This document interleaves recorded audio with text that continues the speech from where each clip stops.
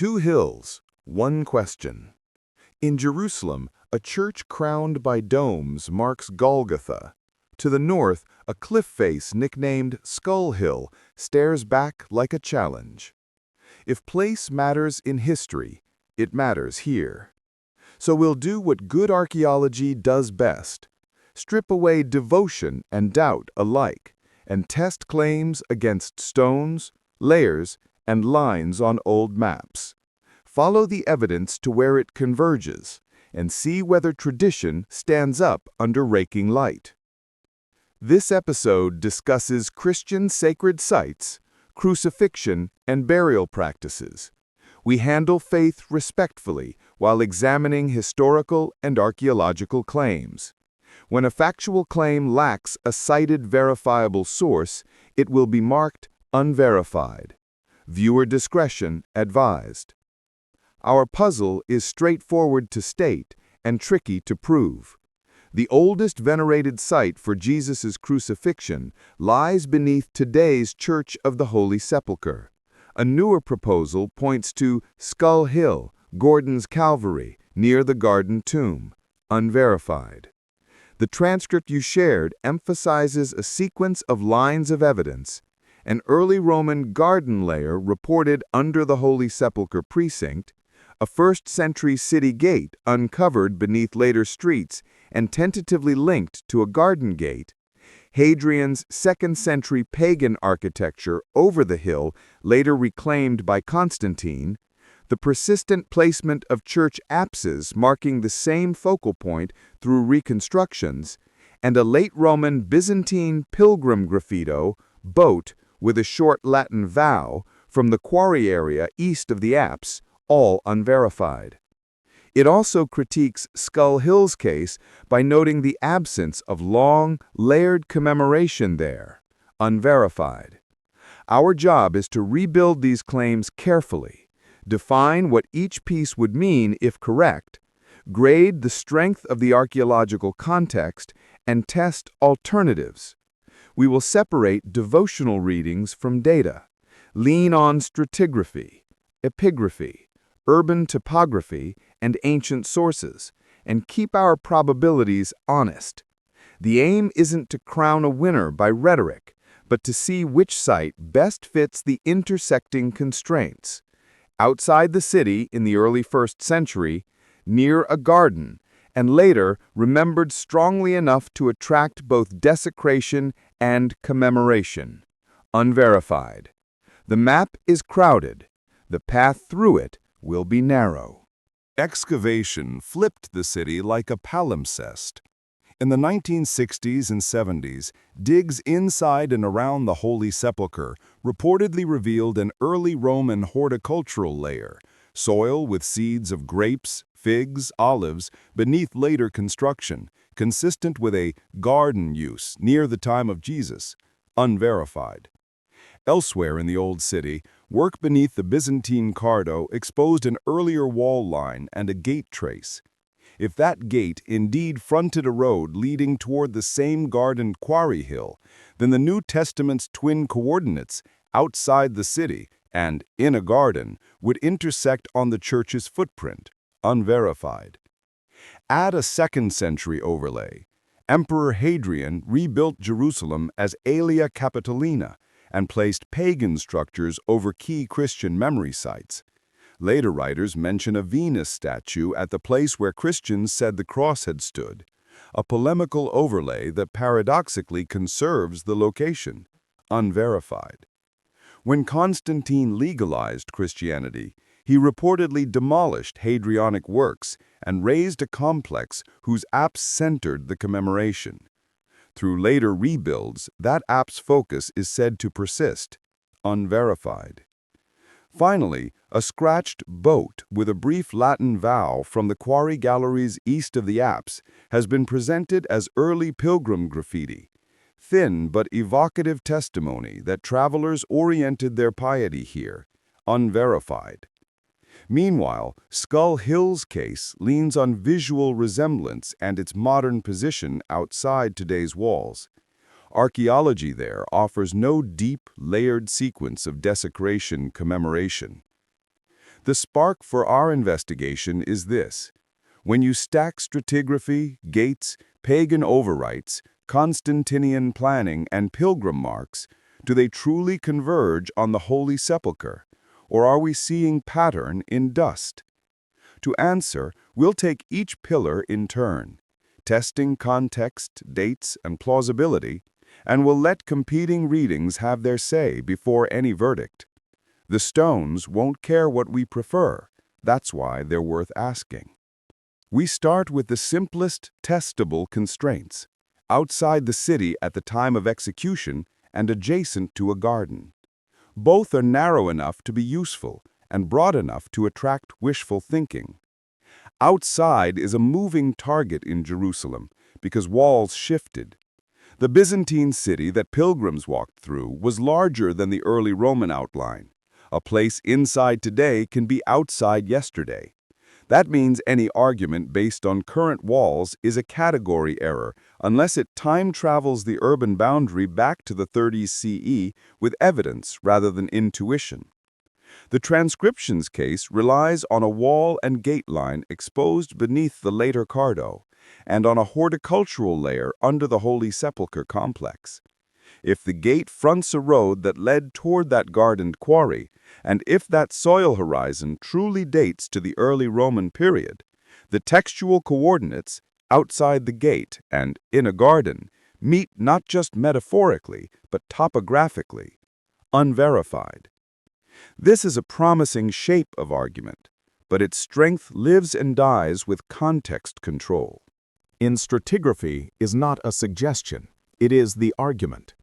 A horticultural horizon without intrusive architecture can indeed read as a garden use, especially when stocked with seeds typical of Mediterranean plots: grape, fig, olive.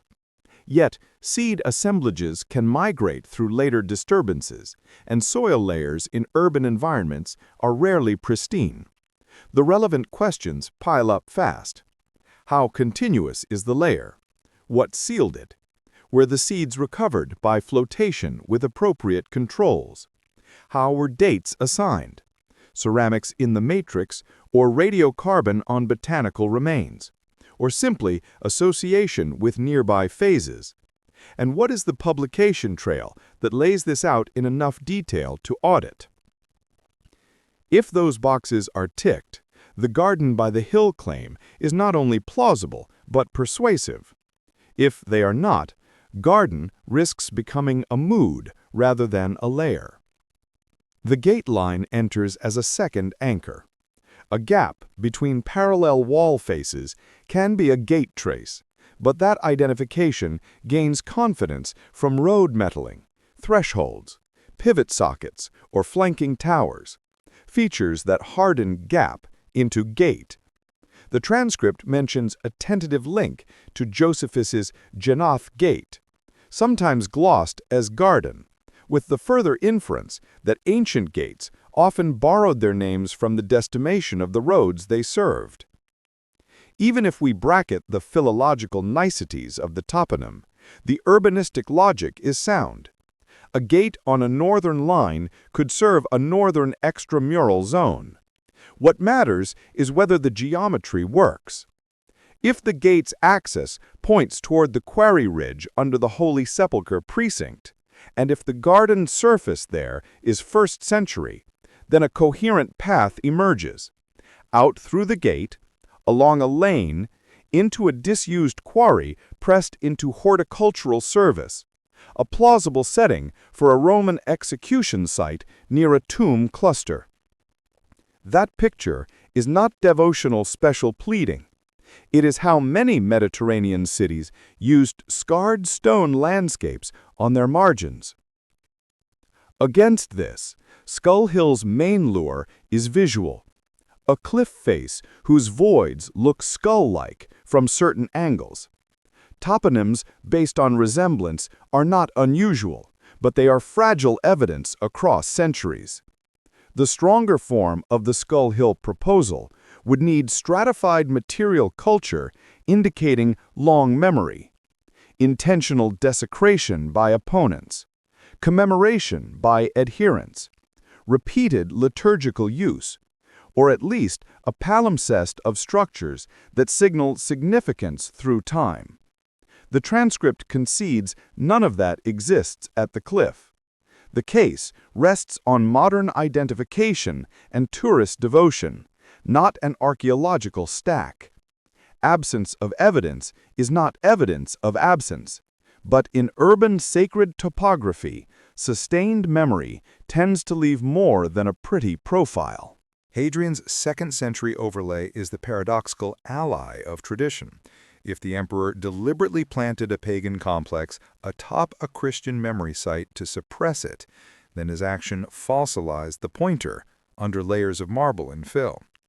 Later Christian writers who describe a Venus statue on the rock where the cross stood are not neutral sources, but their polemical aim does not collapse their topographic utility if independent archaeology shows a Hadrianic platform where the church later focused commemoration. Unverified.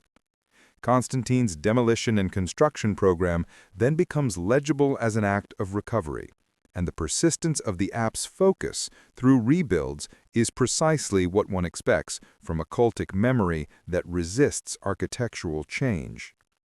Apses move in orientation across centuries for liturgical reasons. Their centers rarely migrate when tethered to a revered locus. When a current apse center overlays an earlier apse center that overlays a quarry knoll with 1st century use, the cumulative case strengthens, even if each layer, taken alone, is ambiguous, unverified. One more thread, thin but intriguing, is graffiti. Pilgrim scratches are notoriously hard to date and easy to overinterpret. A boat and a brief Latin vow etched into a stone from Hadrianic rubble east of the apse could be late Roman or later. Boats are common devotional motifs. The text's translation may be debated. Yet the fine spot matters. A quarry gallery within the same complex, accessible enough to attract pilgrims, close enough to be meaningfully oriented. Graffiti are the murmurs of devotion, not the trumpets of proof. But in a site that already has stratigraphic and topographic anchors, murmurs can still tell you where the crowd leaned. All this does not clinch the question. It does, however, give the Holy Sepulchre case a frame that Skull Hill currently lacks: independent urbanistic anchors, a plausible landscape of quarry-to-garden reuse, and a long, messy sequence of overwriting that signals remembered importance. The next step is to test the purported Hadrianic and Constantinian phases themselves. What was actually found, where, and how tightly it dates. Because if the imperial layers wobble, the memory they are asked to carry might wobble with them. Now we stress test the imperial layers, the Hadrianic overwrite, and the Constantinian recovery, because these are the gears that move memory across centuries. Start with Hadrian. After 70 CE, the city lay in ruins. Around 130 CE, Hadrian refounded it as Aelia Capitolina and stamped pagan monuments onto charged locations, unverified. The transcript claims that, over Golgotha, he raised a platform and set a Venus statue on the rock where the cross stood, a move later Christian writers interpret as deliberate defilement, unverified. Two questions decide the value of this testimony. Do excavations inside the Holy Sepulchre precinct actually show a coherent 2nd century monumental phase? And does its footprint align with the later Christian focus? Reports of stairways rising from the Cardo line toward a hilltop precinct, fragments of Hadrianic masonry, and reused rubble behind later walls point in that direction. But their probative force depends on secure context, plans, loci, and dating criteria beyond tradition. If the stairs can be tied stratigraphically to the Hadrianic urban grid and can be traced up to a flattened knoll beneath the current apse, then Hadrian's platform becomes more than a story. It becomes a datum. Constantine's phase is easier to imagine and harder to pin down without diagrams. The narrative runs, demolish Hadrian's works, quarry further into the ridge, isolate the tomb area with a rotunda, and mark the crucifixion locus with an axial apse in a basilica. Across rebuilds, Byzantine, Crusader, later restorations, the apse's center is said to have remained fixed over the same locus, even as orientation flipped, west-facing to east-facing, and envelopes changed. That persistence would be impressive. Architects rarely move a shrine's heart unless forced. But to turn persistence into evidence, you need overlays. Plan A, Constantinian, under Plan B, Crusader, under Plan C, Modern, all sharing a center that sits on a topographic high consistent with a quarry remnant. The transcript asserts this match. A cautious treatment files it as promising, pending publication grade plans. Persuasion here is cartographic. When centers stack, confidence climbs. What of the garden claim under the complex? A horticultural layer with grape, fig, olive seeds matches both the gospel note and the known reuse of abandoned quarries for cultivation. Methodological checks still matter. Were the seeds carbonized, better for survival and dating, or mineralized? Were they recovered by bucket or flotation? Are there intrusive burials that might churn contexts? And are there first-century tomb niches in the immediate orbit, as one would expect in a quarry-turned necropolis? Answers in the affirmative would let us say, by the 30 CE, the hill's shoulder was extramural, pitted by quarrying, hemmed by rock-cut tombs, and patched with garden plots, a plausible crucifixion-adjacent landscape under Roman rule. That picture, importantly, does not require piety to be true. It is urban geology meeting agronomy. The Cardo gate thread is the most urbanistic line. A northern early Roman wall segment with a gap becomes a gate when you can see paving scars or threshold stones, pivot sockets, or a flanked opening whose axis points to a roadway. If that alignment heads where the quarry garden sits, then Hebrew's outside the gate stops being a generic phrase and starts being a plausible route description. The toponym genoth, or garden, is tempting to retrofit here, but philology is slippery. Better to let geometry speak. Does a gate in that position serve that zone?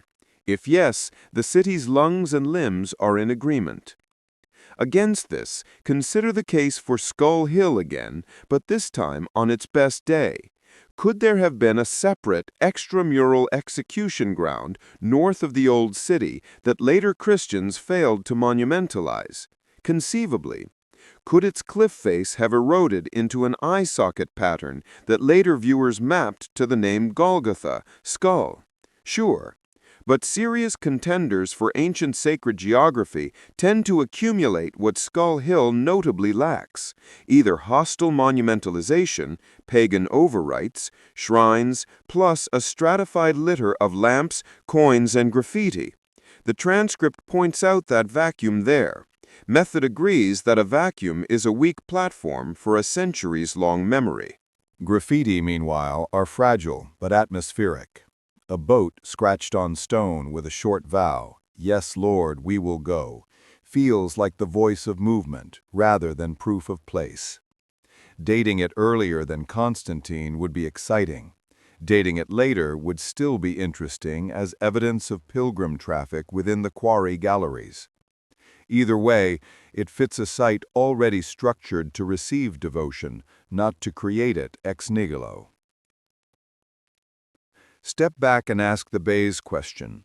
Given what is typical of Roman cities, quarries, gardens, imperial overwrites, and Christian memory practices, which site better fits the joint probability of all constraints?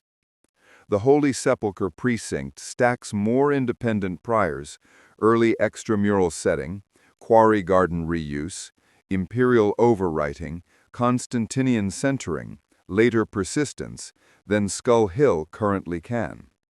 None of these, singly, proves anything. Together they behave like stones in an arch, Remove one or two and the curve still holds. Remove several and it collapses. Our next pass will try to remove a few. Interrogate weak links, the identification of the gate, the dating of the horticultural layer, the exactness of apse alignment, and see if the arch still stands without rhetorical mortar. Time to tug at the weakest threads. First, the gate. A break in a wall becomes a gate only when architecture says so. Look for threshold blocks with pivot sockets, wear-polished paving at the mouth, flanking towers or widened cheeks, and a road access that persists beyond the opening.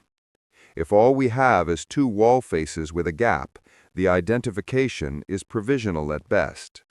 The transcript's linkage to Josephus's Genoth, often glossed garden, is clever, but philology can't carry masonry. Even if Genoth is right, the toponym's exact placement is debated, and ancient authors were not writing GIS coordinates. The conservative move: treat the feature as a likely gate if and only if structural markers and road metalling are documented. Let the name remain a hypothesis resting on urban geometry rather than on romance. Second, the garden layer. Soil that lacks built features and yields grape, fig, and olive seeds does gesture toward cultivation. Abandoned quarries often became pocket gardens. But urban sediments are promiscuous.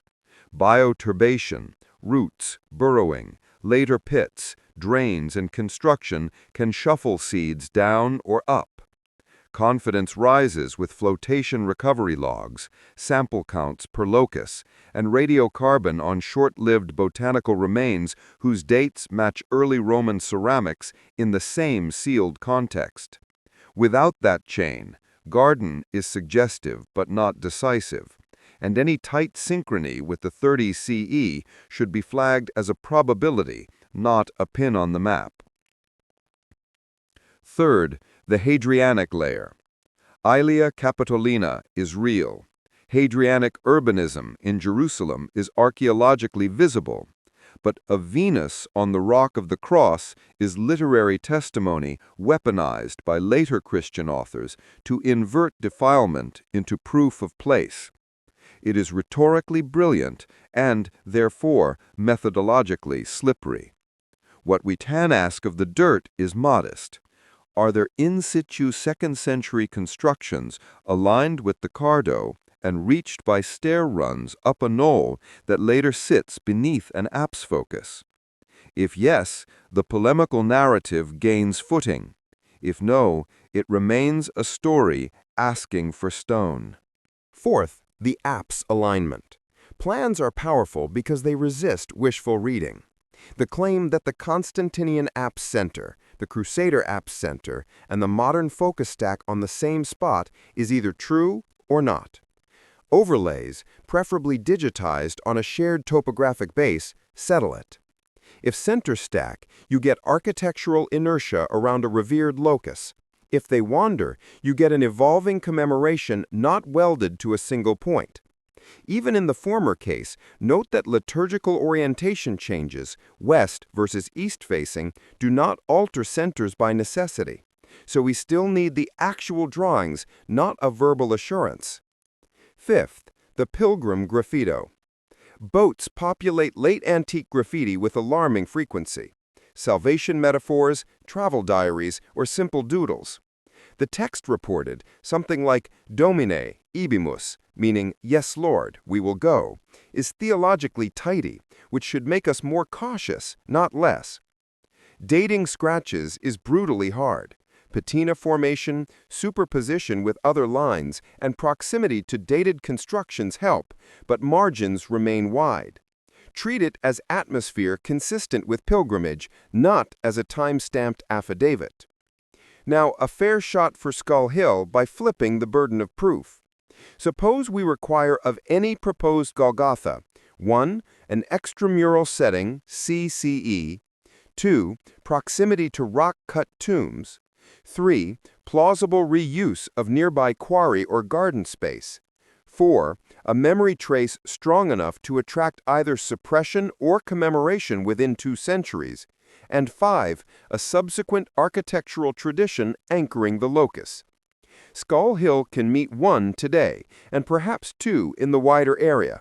It gestures at 3 through general topography, but it struggles at 4 and 5. No Hadrianic overlay, no Constantinian build, no layered churching, no epigraphic murmur with a long tail.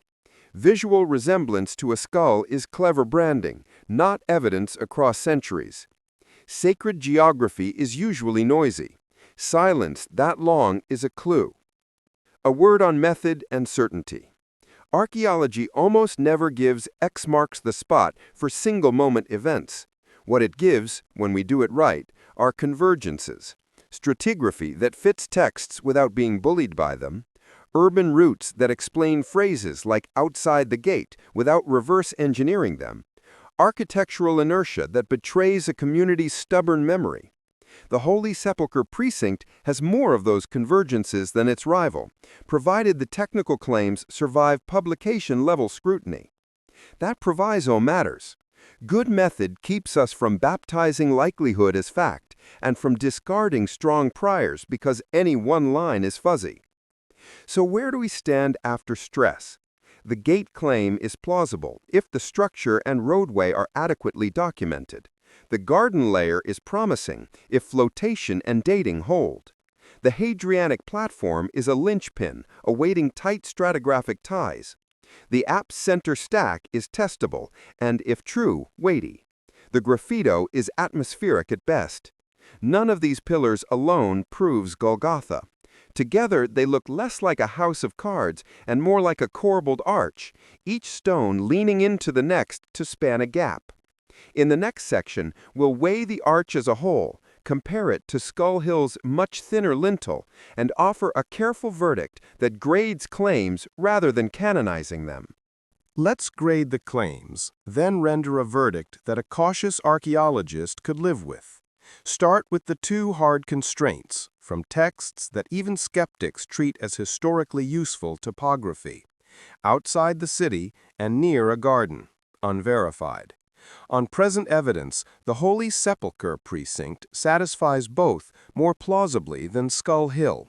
The early Roman horticultural horizon, reported beneath later construction, fits the garden coordinate. The early Roman wall and gate line beneath the Byzantine Cardo supplies a credible outside route during the 30s CE, before later expansions swallowed the ridge, unverified. Skull Hill, by contrast, is certainly outside today's walls, but that is the wrong century, and its case for a first-century gardened quarry context rests on general landscape intuition, rather than stratified recovery, unverified. Next, memory traces. Sites that mattered in antiquity tend to attract 2 kinds of attention: suppression by opponents, commemoration by adherents. The Hadrianic overwrite, pagan monumentalization in the 2nd century, sits where the Church of the Holy Sepulchre later fixed its focus. Constantine's 4th century complex established a commemorative axis whose apse center reportedly persists through reconstructions, unverified. That combination, hostile overwrite plus friendly rebuild, forms a classic palimpsest of remembered loci. Skull Hill shows none of this layered noise. This absence is not fatal in principle, but in urban sacred geography, silence across 2 pivotal centuries, 2nd to 4th, is a red flag. Now the mechanics. The garden claim strengthens if the seed assemblage was recovered by flotation and dated with short-lived samples that cohere with early Roman ceramics in sealed loci. The gate claim strengthens with thresholds, pivots, and paving scars aligned to a route toward the quarry ridge. The Hadrianic phase strengthens with stairs tied stratigraphically to the Alia grid, leading up to a flattened knoll beneath the later apse. The apse persistence strengthens with published overlays that lock centers across periods, all unverified. None of these requires confessional buy-in. Each is a checkable, publishable thing. The transcript's narrative implies many of these checks. A conservative synthesis keeps them conditional until documented. What about counter-arguments? One might say the Holy Sepulchre complex became a magnet for pious attributions, so later memory could have drifted there, irrespective of the original place, unverified. That caution is fair, but drift usually generates variance, multiple sites, shifting centers, conflicting local traditions, rather than a long, stubborn architectural inertia on one fixed locus. Another objection targets the Genoth gate identification. The philology is debated, and Josephus is not a GPS, unverified. True, the argument does not need the name, only a gate where the archaeology places a gate whose axis sensibly serves the ridge. A third objection worries that Hadrianic polemic, Venus on the Rock of the Cross, is just later Christian rhetoric, unverified. Also fair, yet if an independent 2nd century monumental phase sits precisely under the later focus, the polemic accidentally preserves a map. In short, the strongest counters trim confidence at the edges. They do not invert the probability ranking. So a graded verdict. Holy Sepulchre precinct, high plausibility that it preserves the area of the crucifixion garden complex. Rationale, converging urban topography. Extramural in the 30s CE. Quarry-to-garden reuse. 2nd century monumental overwrite. 4th century commemorative centering with persistent apse focus and later devotional traffic unverified. What would upgrade this to very high? Publication-grade confirmation of the gate architecture and axis, flotation-dated horticultural layer in sealed contexts, and plan overlays demonstrating center lock across phases. Skull Hill, Gordon's Calvary, low plausibility as the historical Golgotha.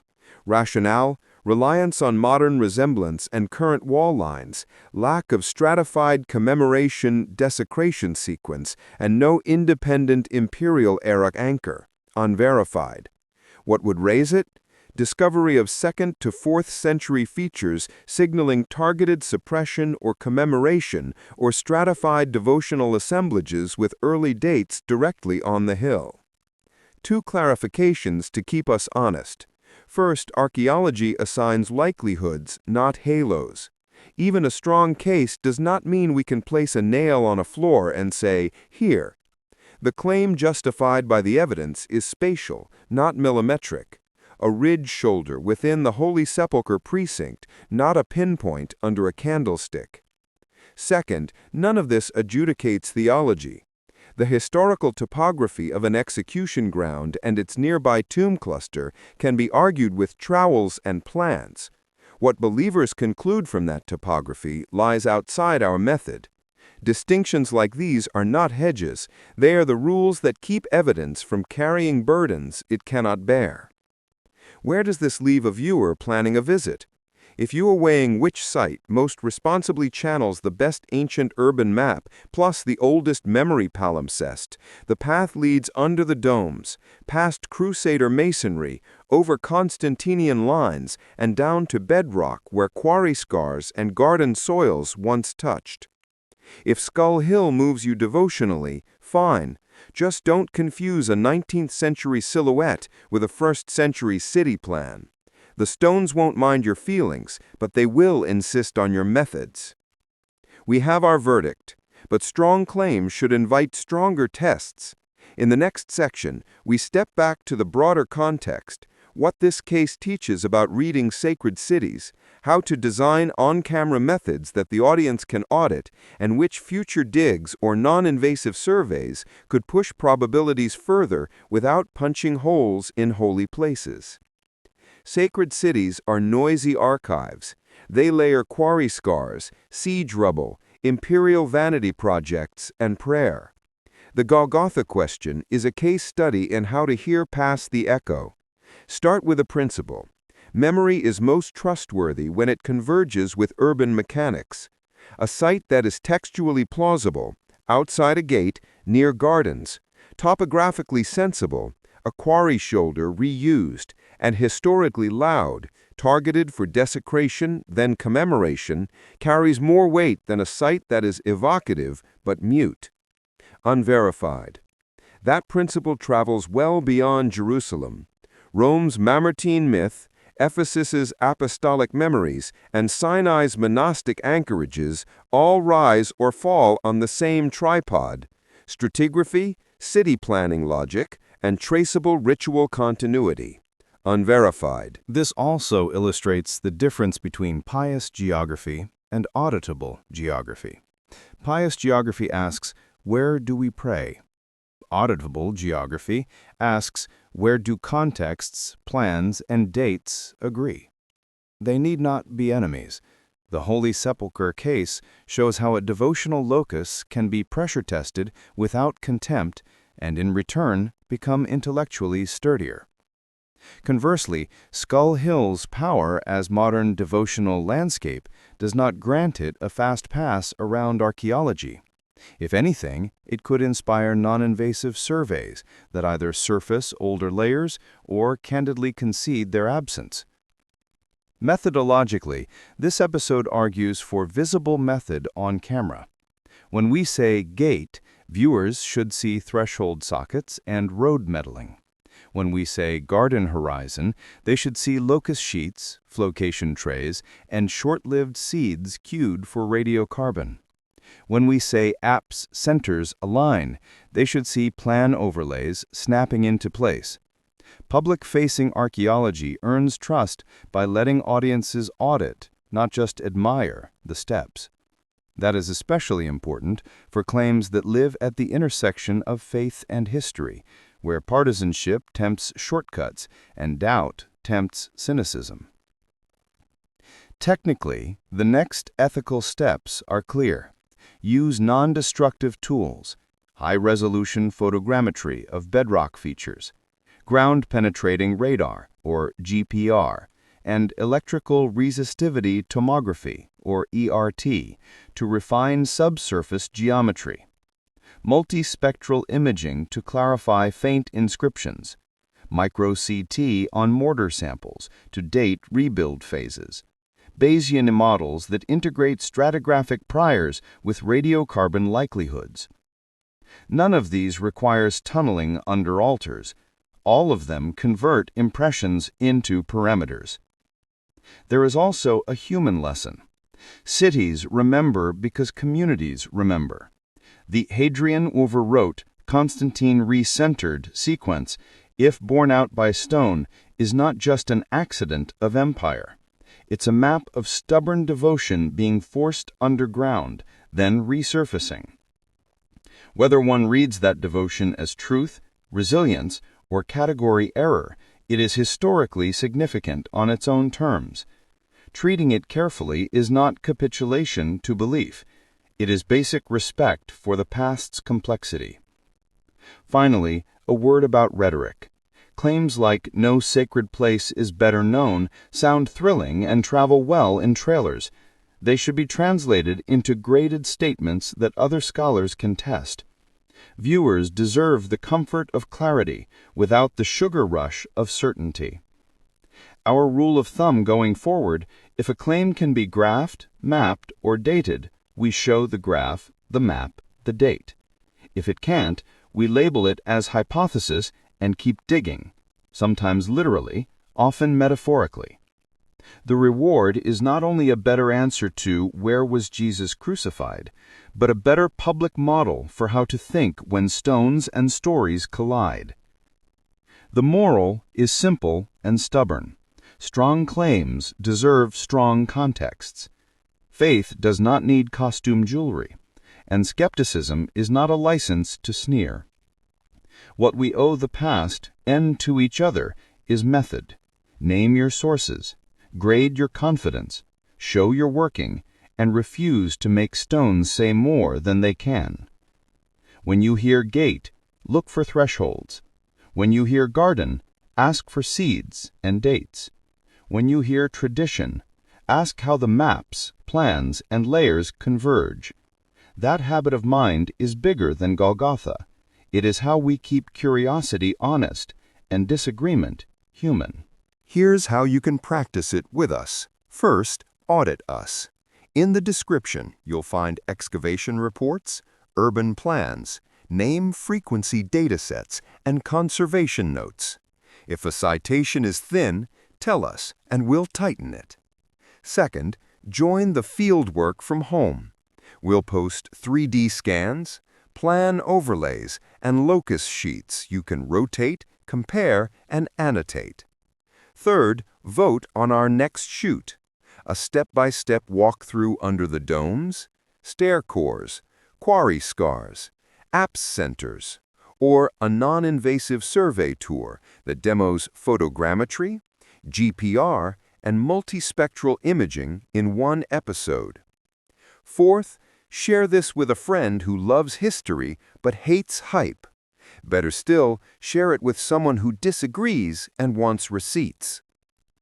If you want more episodes that treat sacred geographies as auditable geographies, Bible, Greece, Rome, deserts, monasteries, subscribe and ring the bell. Members get reading lists, Q&As with field archaeologists, and early access to Method Minutes, where we unpack tools like stratigraphic Harris matrices, ADNA limits, and epigraphic light angles. If you can support the channel, donations help cover permits, scanning time, and local crews. If you can't, your comment and watch time are already a vote for better public archaeology. Lastly, a pledge. We won't promise certainty. We will promise proportion. When evidence is thin, we'll mark it. When it thickens, we'll upgrade the grade. Because the real adventure is not arriving at a foregone conclusion. It is learning to test claims without turning people into targets. That's how stones become teachers, not props. We've walked a ridge where quarry marks meet memory and found that the loudest story is the one the city tells when no one is shouting. Outside a gate, near a garden, overwritten by empire, recentered by devotion.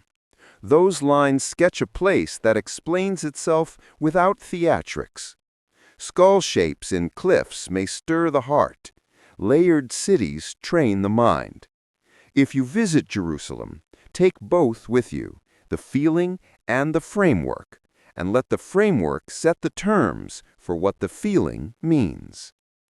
In the episodes ahead, we'll keep turning cameras on methods you can audit and sites where history whispers through stone.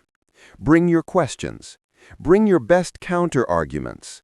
Bring that stubborn, cheerful willingness to change your mind when maps, layers, and dates nudge you.